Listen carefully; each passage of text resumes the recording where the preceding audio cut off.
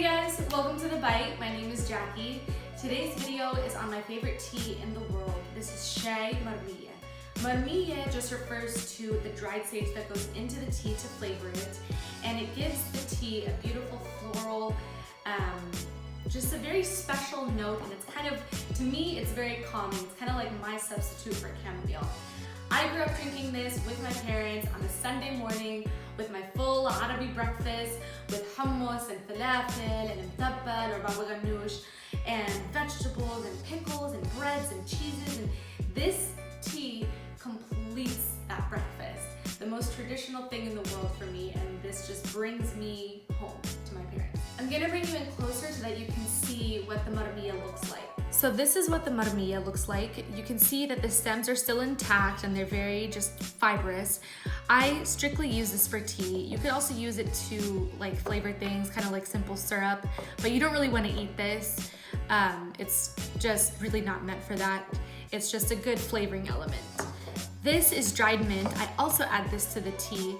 You have seen me use this many times. I take it between my fingers and I rub it so that it becomes kind of like dust and it falls on top of salads or sauces or soups or anything that just you want that little slight hint of minty flavor. This goes perfectly with it. So you'll find that tea is very common and very important in our culture and in many other cultures.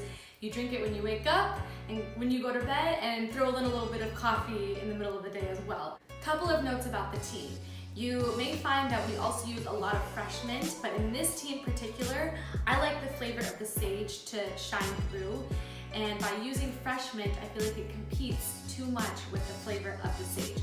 So if you want to use fresh mint, I suggest to use just the fresh mint in your tea without anything else. That way you get the beautiful minty flavor that you are familiar with. But you don't even need the dried mint. This is just something that my parents always added, so I added as well. Other than that, the sage does the job just fine. For the tea, black tea is known for a lot of antioxidants, great disease-fighting benefits, just a lot of nutrition. And when you boil that tea, it completely strips the black tea bags of those nutritious elements that it's known for.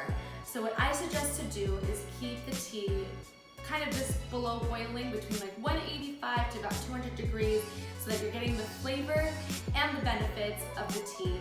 And then you can remove the tea bag and all the, strain it of all the leaves once it comes to that point. So I hope that was great information. I know it was a lot of information, but if this is something new to you, especially the marmiyeh, I want to give you information as to what it is.